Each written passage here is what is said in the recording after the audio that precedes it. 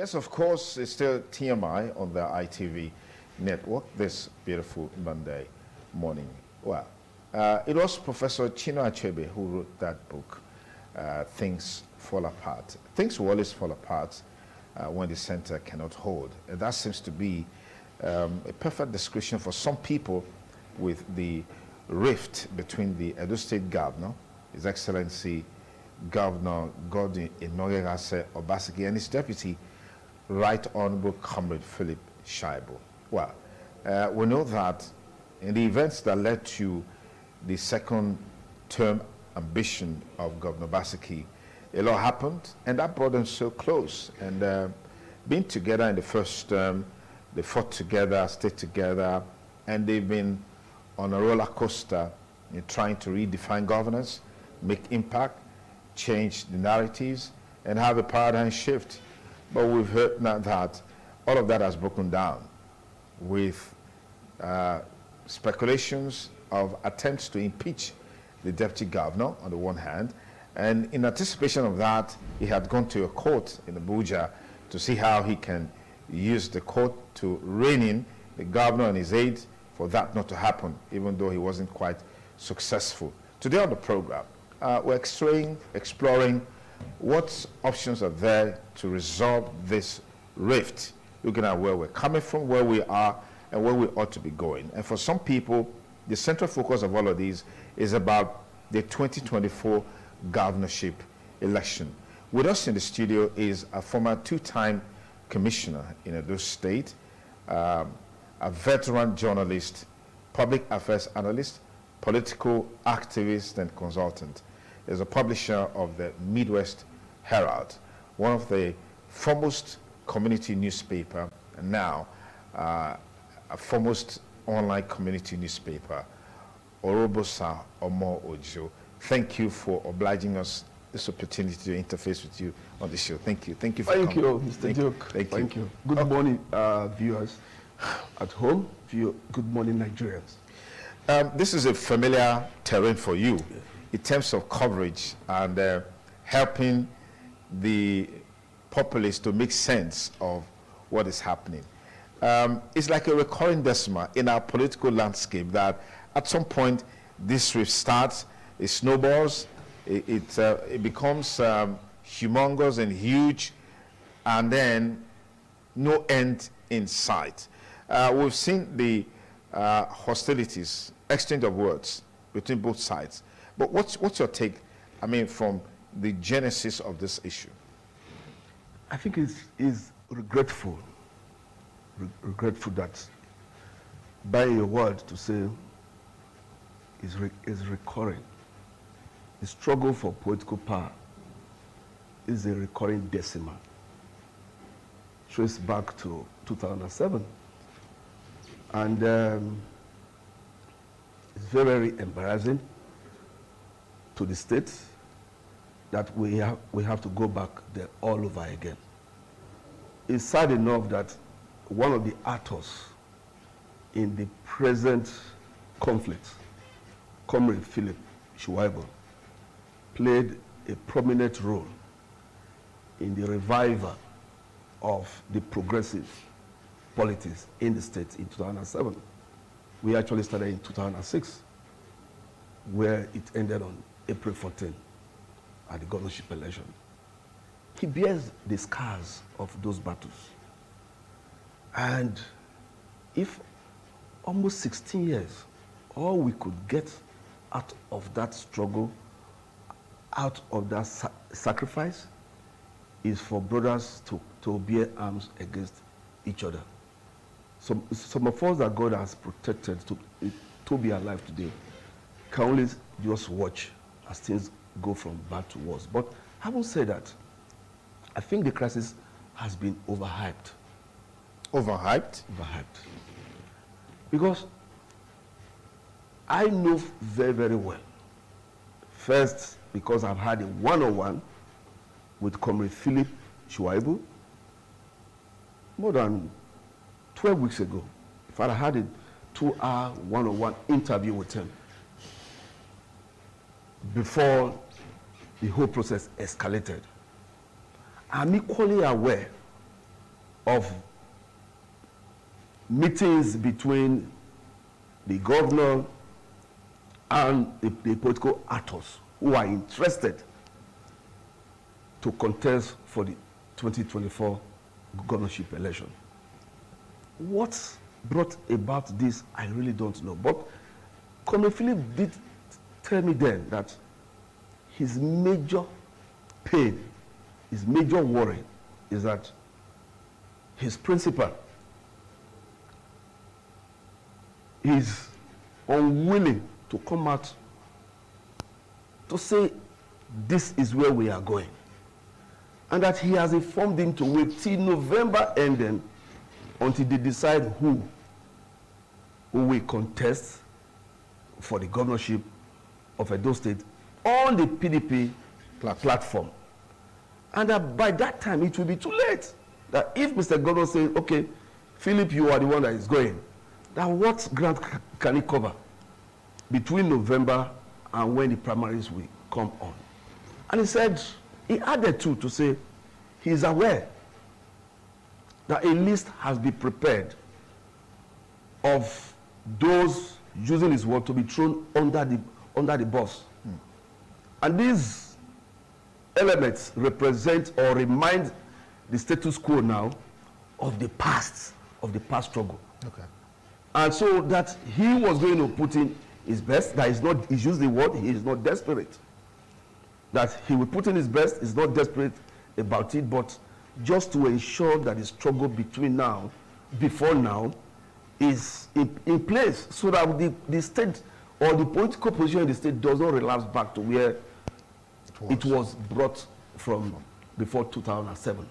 So I am saying that it's overhyped because the people around these two major actors, one way or the other, are benefiting from the crisis, especially from the side with the longer knife, if you understand what I'm saying. Okay, when you see people, just let me learn. Okay. When you see people going on air to like lose their strength, lose their voice, holding brief for one side or the other, they are all in the process to try and get as much as they can get from the crisis that they have helped to create. If not, if it's a political party that has not lost its voice, that has not lost its position, this is a simple matter that the party leaders can easily solve.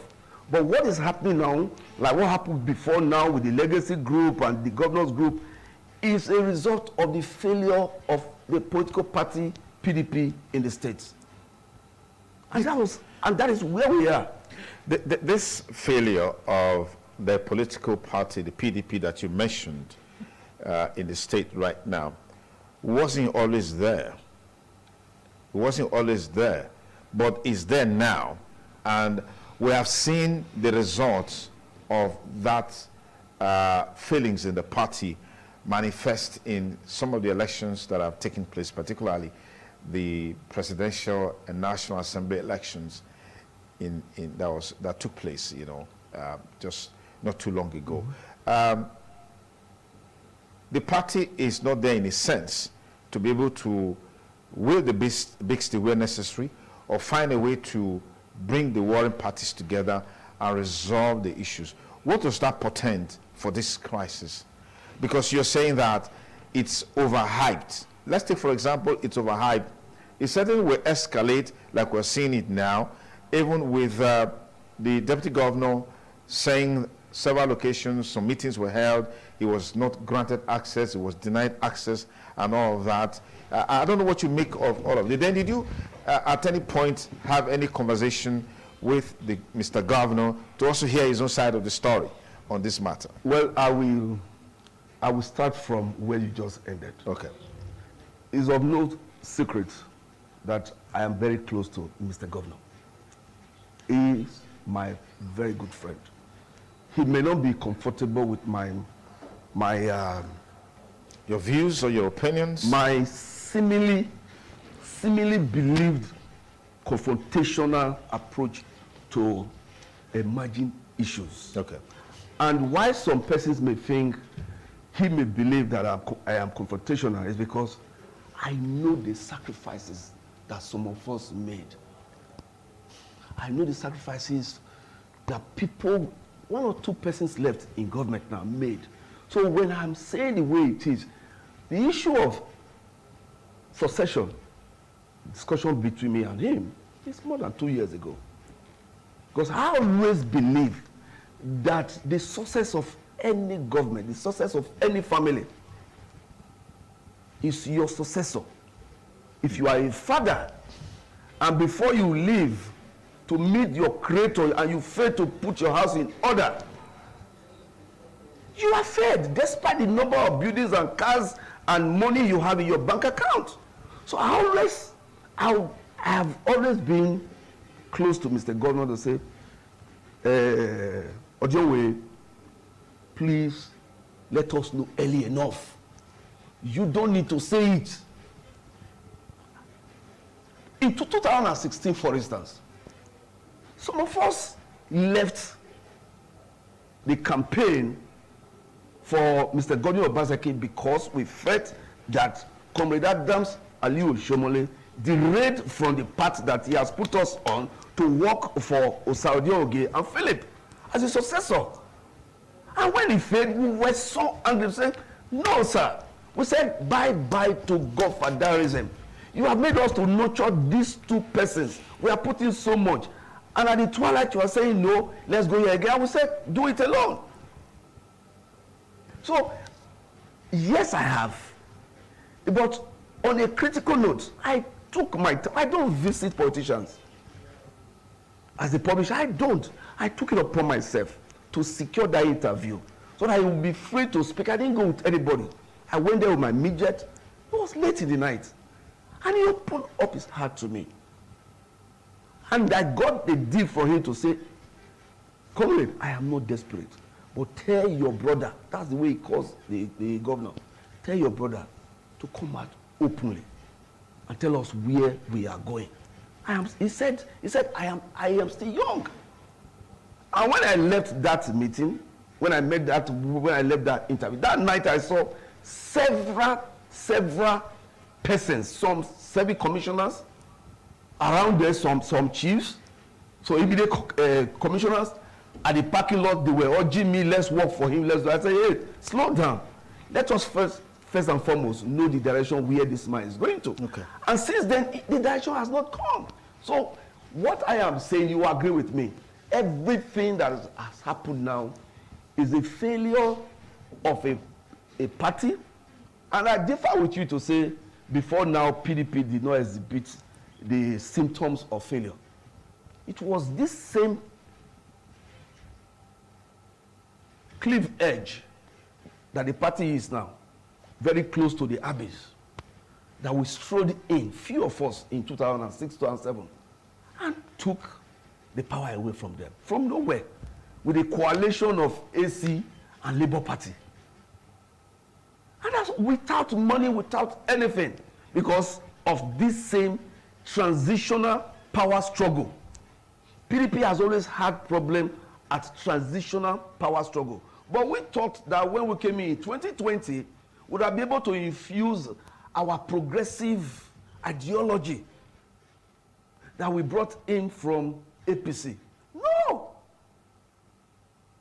It didn't happen. But you guys came into the party, and like some would say, destroyed the party. I mean, that's where, since you guys came, the party has not known its left from its right. The party is literally beside itself. The party is not moving forward. It's not moving backward. The party is balkanized. The party is divided. You have the new PDP. You have the legacy PDP. I mean, isn't that the reality on the ground? Yes, that's the reality on one side. But, you know, there's always two sides to a coin. You know, where there's positive, there's negative reaction. Again, I will indict myself. Let me indict myself. We thought, or I thought, that being the renewed spirit of the progressive movement that we brought in via courtesy, comrade that taught us the nuances of Let the People Lead. Of course, then all our primaries were like re-contestation. And sadly, people died. Yeah. I lost 2 of my agents, one in Udo, another one in Obasowa. You know, but you could see power struggle, you know, you struggle for power. Because we wanted to say, let the people lead, let the people's voice be heard. What we have seen is that when we came into PDP, those things that we brought in, that we ought to have used to rebrand and to infuse PDP, is like some of us left it behind in APC. What do we have? 2 years, 3 years down the line, those things we preached against, the godfatherism, the imposition, the like few persons sitting down to dictate what will happen. Okay. They came in and started having a taproot. We used to say PDP is a party of leadership.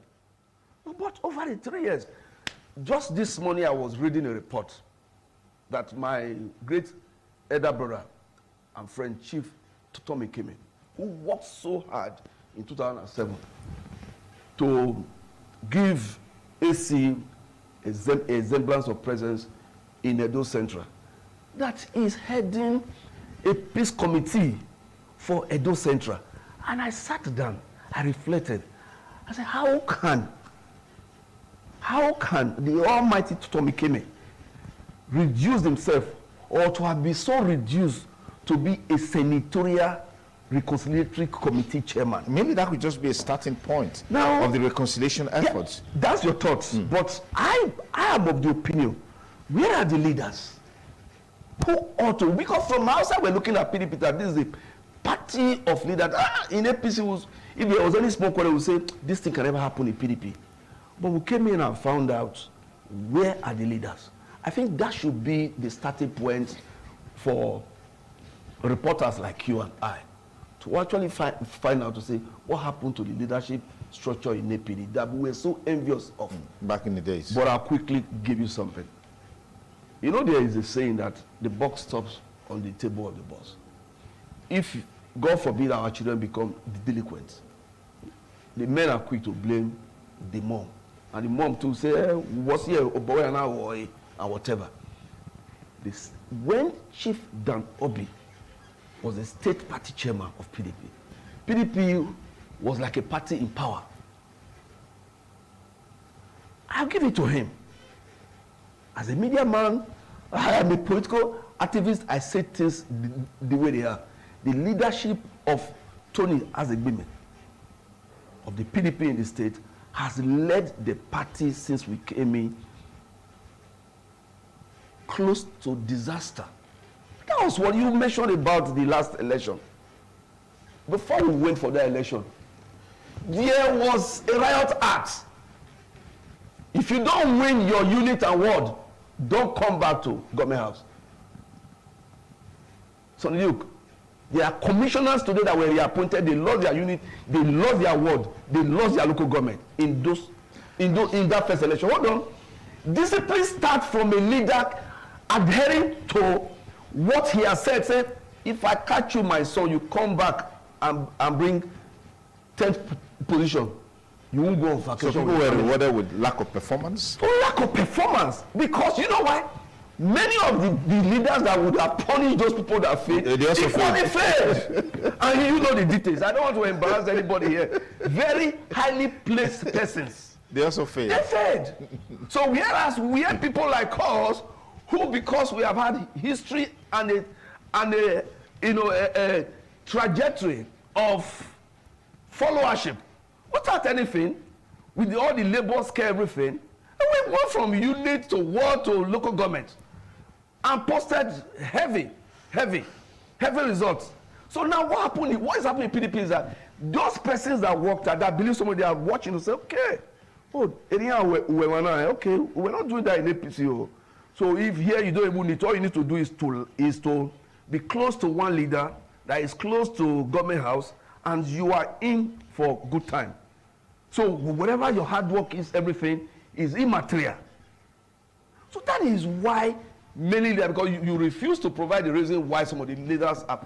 I speak to the former deputy governor virtually every time. Chief Mike Ogiadome. Those are great leaders. Those are great leaders with experience, everything. We should ask ourselves, why have they not been encouraged to reach out to their friends? So, to cut it short, so that we don't miss where you started your question from, your discourse was on the impeachment of the deputy governor. Yes, you will get to that. I'll get to that point. Great. Yeah, but let me just quickly look at this, maybe get you to speak to this, which has to do with the fact that as you speak today, the PDP, in spite of being in disarray, as some people would say, still has those men and women in Edo State who made the party think at the time that it was the cynosure of all eyes. I mean, you made reference to that. What would you say is the critical reason why it is difficult for all of these men that are still very much around to rally around the party, galvanize the party, and make it a formidable force that it ought to be? What with the fact that the party is the party in government? It is a party with power in Edo State. Why is that so difficult? Would you say this is as a result of the seeming intransigence of the governor? Even though I believe that the buck stops on the table of the leader, and the governor, as is being argued, which was the legacy group versus the governor's group fight to say the governor is the leader of the party, the governor is the leader of the party. On that strength, the buck stops on this table. So you can't exonerate the governor from the failure or otherwise of the party. But I think on a larger scale, the party it seems to have been hijacked by very few. Like I said, many persons with forwarding address, like us, we don't see anything that is interesting, that is of importance for you to waste your time and energy. For persons that spend their resources, like me, on the political growth of his community and the state at large, why will you go and queue and struggle to contribute to the promotion and the bet of a better political platform? If you speak during the legacy group and the pro-governors struggle, I was in the middle. I was a reformer. And by and large, I got some missiles. From both sides? No, not both sides. Okay. On one side. Okay. The pro-legacy group, very respectful. They actually saw my position in meetings. Where they are saying the governor said, I was saying no, the governor never said this. The governor didn't say this. Even if there was a time I told the governor, I said, sir, this your commissioner in a meeting you said they should drop SSA. And I said, how did you know the SSA in my ward? How did you know the name? I was going to ask you, what's the name of the SSA in my ward? The governor jokingly said, don't you know how that person is? How will I reduce myself? How many SSA do I have? Over 100, I will know, their name individually. But how many persons will have the comportment, the courage, the confidence I have to be able to run to Obi, to say, Chief, I beg now, for this party, I beg. Or run to the governor himself, or run to the SSG, or to go and say, let's do it this way. So what is happening that many of these leaders you have said they are there, they've decided to stay away because it's like you are pouring water in a basket. Nobody sees your effort at all. Whereas they believe that the moment they say, please let us fight them, that by so doing, their bread is buttered, their breakfast will be ready, their lunch will be ready, their children's school fees will be assured. That's how we got to where we are now. And sadly, time is running out. Okay. Let's quickly talk about, go back to where we started from, which has to do with the rift anchored on plots to impeach the Deputy Governor, Comrade Philip Shaibu. What do you make of this against the background that it seems to be the major talking point and the reason why this rift is escalating by the day and looks like there's no end in sight? What is the talking point now? The talking point of plan to impeach the Deputy Governor. You know what? I am going to come out in a very okay. I am going to come out, you know, in a very straight manner, sarcastic manner. Yeah. I wish before I leave the studio here, before I drive my house, I want to hear the news that Comrade Philip Shaibu has been impeached as Deputy Governor, and let me see how that is going to improve the condition of our roads in Edo State, or improve the number of teachers we have in our primary schools, or improve or put a roof over the leaking roof of Arazuwa Primary School in Uwen, where I'm from, opposite my father's house. The school the block was built in 1942.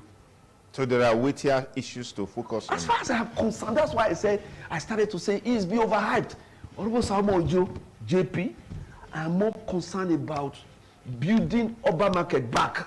I am more concerned in putting roof in Olia Garage.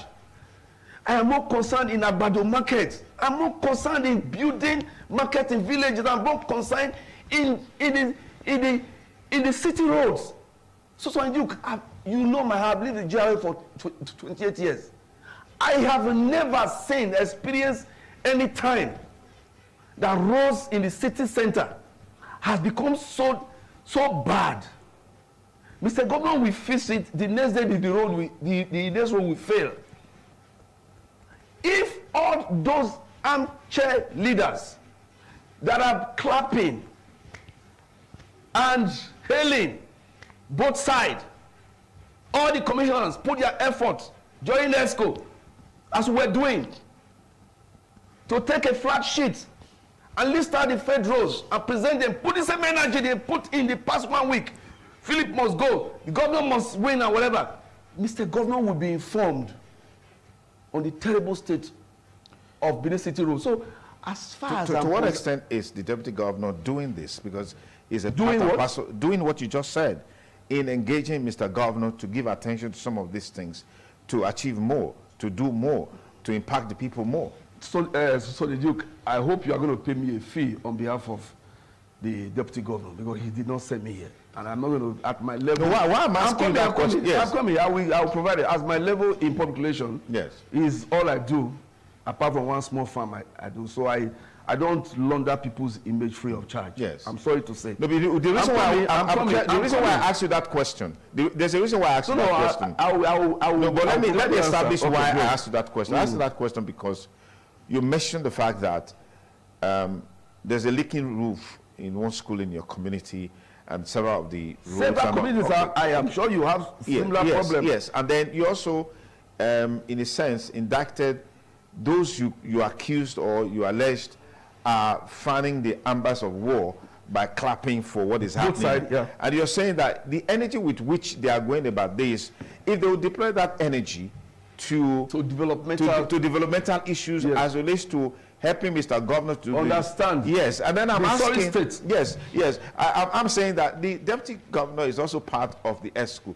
To what extent is he doing this to help Mr. Governor to achieve all of these things that we're talking about? Okay, the answer I will have for you is that yes, we have a colleague that speaks for the Deputy Governor.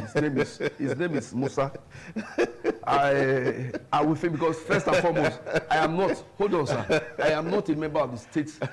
I agree with you absolutely. I agree with you. Let me provide an answer. I was a member of the State Executive Council about almost 8 years ago. Yeah. And many of these commissioners, I truly don't know them. Okay. And they don't know me. Okay. Apart from the secretary to the state government and the deputy governor and the governor himself, many of them are, I don't know them. I don't discuss the state matter with them. They don't share them with me. But so I wouldn't know to what extent that the comrade deputy governor may have gone in reminding Mr. Gordon. But again, let me say, I came here to speak for myself. Absolutely. And on this issue of roads, on this issue of faith schools, on this issue of succession, I've sent on many WhatsApp groups. On many WhatsApp groups, I have shared my thoughts. I have shared my thoughts pictorially, audio, video, and I have not hidden the fact that we must help the government to ensure that we get the best out of this regime. Why? It's the taxpayers' money that we are using. Whether we use it to fight, whether we use it to impeach one person or use it to put somebody in place as a successor, the people will be at the losing end at the end of the day if we don't speak in their stead. So that is my position. I'm not to come here to come and where do we go from here right now? Because as you know, when two elephants fight, the grasses suffer. And as is always the case, it becomes a huge distraction when we have this kind of crisis in the state. I mean, every day the media is awash with issues that relates to the governor is saying this, the deputy governor is saying this. That seems to be the focus. Is the people that suffers all of this. So what's the way out of this? You know, I started by saying what is happening now is a distraction. And if it was those days where our colleagues have not sold out, I would have called for a protest. I would have led a protest. I know if I call for a protest now, I look behind, I won't see more than 2 or 3. They've all been sucked in. And so I would have protested against this government, against Comrade Felishwaibu and His Excellency, and the gladiators and those cherry them. But you can have a one-man protest to make a point. I'm sure I'll try it. Yes, you try it. I'll try it. And that makes it even more colorful. I tell you. Now, where does it leave us? If care is not taken, I'm not even speaking on what PDP will take out from the crisis now. I see nothing. I see no benefits that PDP will take out from this crisis. So moving forward, I will appeal to Mr. Speaker, who is a veteran in the power struggle. He's a comrade like myself. He's a comrade that has fought every time to ensure a progressive democratic process in the state. We want to appeal that rather than us to waste our energy in impeaching one person or the other, we should please, Mr. Speaker, intervene.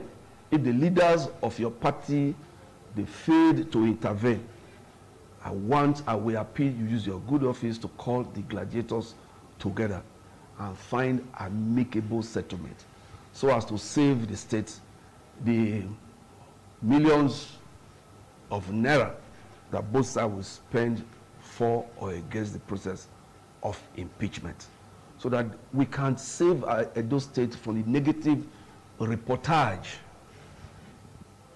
Once you go now Edo State, the first 10 items that will come in is legacy versus Obaseki, Felishwaibu in Federal High Court Abuja, stopping the government from impeaching him. What happened to the positive rating that Mr. Governor had from 2016 to 2020? I got good. I woke up 4 o'clock this morning. I do research. I'm submitting one to one university for one program I'm doing. There is nothing noble for you to search for. Just try it out. Nothing noble. Just say, don't say so. On the party, yes, I've pleaded with the speaker. The party, Tony Azegbemi, if he's listening, or anybody that has listened to me this morning, should please tell him, let him come out as the leader administratively of the party in the state. Okay. This is not legacy group. This is pro Godwin Obaseki fashion or micro fashion, because I know, I'm aware there are other fashions. They are springing up already everywhere. Some have reached me. I'll say, I won't fight again. Okay. Stay away. So let him reach out. Let him bring the leaders of the party. Let them call the leaders of these warring factions and order, if possible, discipline them. All right, let me thank you for creating the time to be with me here on the show today, TMI, and for the useful insights you brought to bear in this conversation. It's the TMI, beautiful Monday morning.